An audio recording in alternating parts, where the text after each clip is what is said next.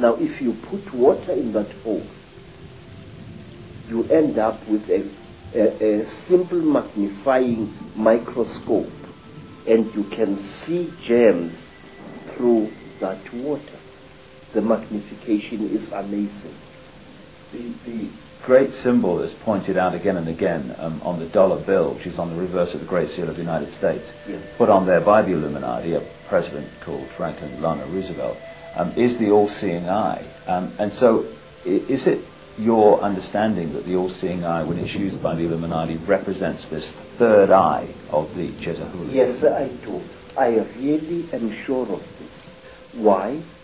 Because in Africa, even ordinary human eyes are regarded as very powerful devices of magic.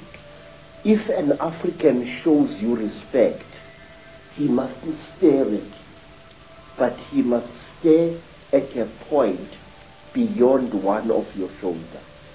Now, we call this hlonipa, which means deny me your eyes. We believe that when emotionally roused, an ordinary human being can inflict great damage on another human being by the unseen fires that emanate from one's eyes. We believe that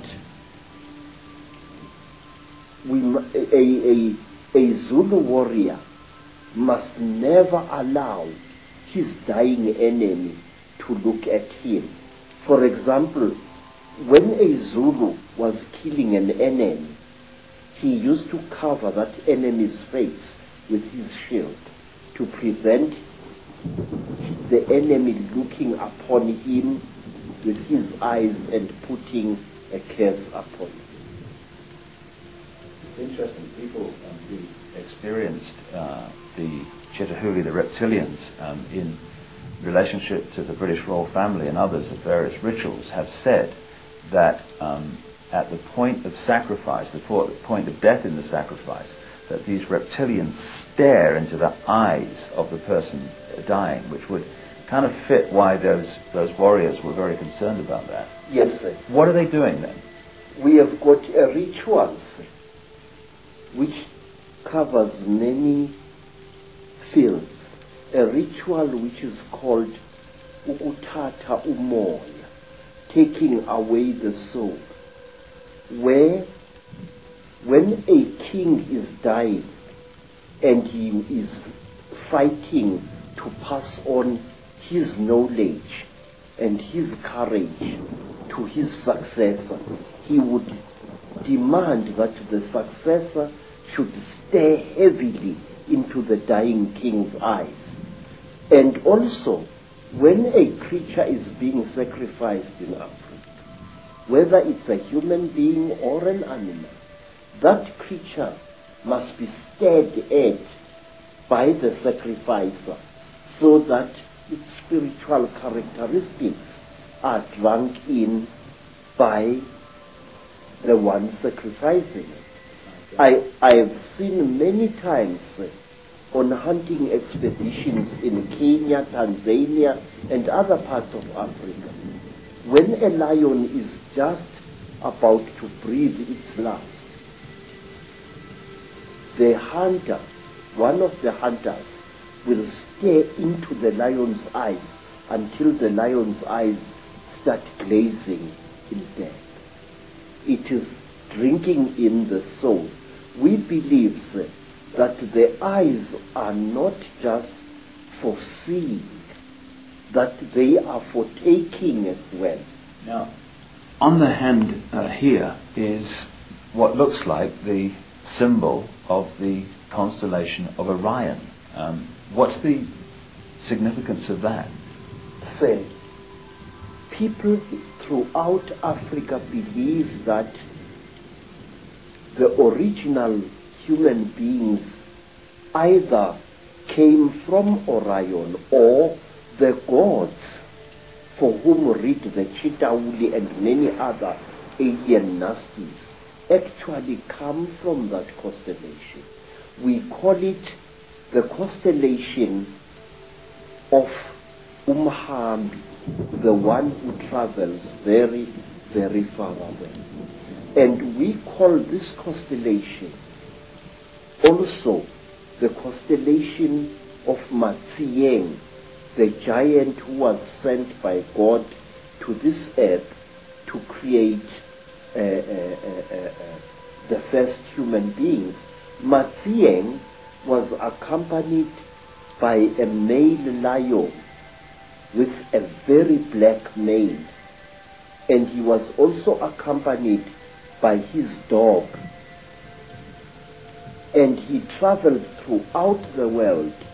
He first created the first race of human beings, and they were so stupid in appearance that he buried them alive in a cave, and then he created the next race of human beings, which was clever, and we are the descendants of that.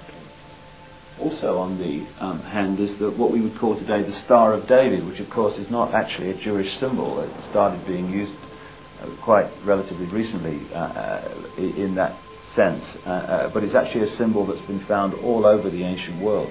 What's the significance of that being on the hand?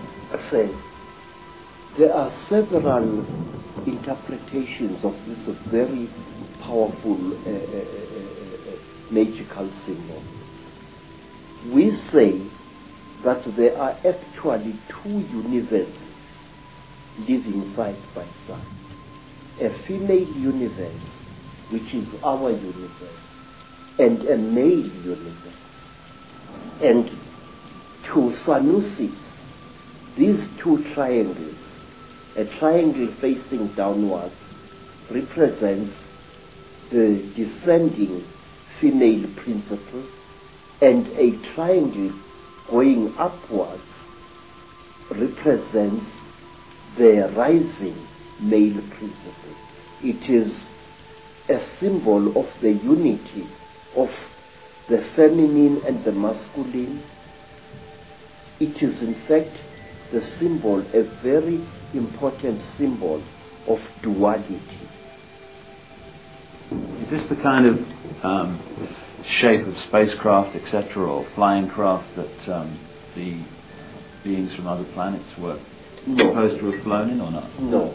This, you see, there are various shapes. There are spacecrafts which are shaped like boomerangs or bows. These are very, very, very big.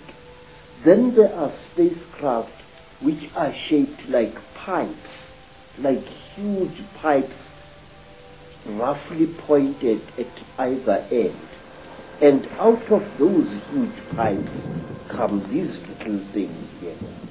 They are carried inside these huge pipes. Yes. Now, we could talk about this fella. Yes. First of all, the penis and all this stuff, that relates, I would have thought, to the penis of Osiris in Egyptian legend, and the same recurring theme. Would that be along the right lines?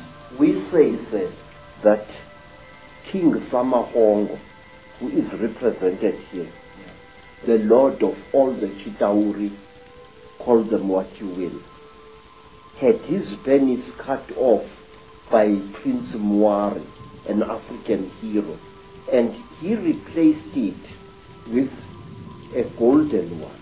Originally, we are told, this thing was made of gold. And now each time when we recall the story of the great marriage between human women and Chitauri men,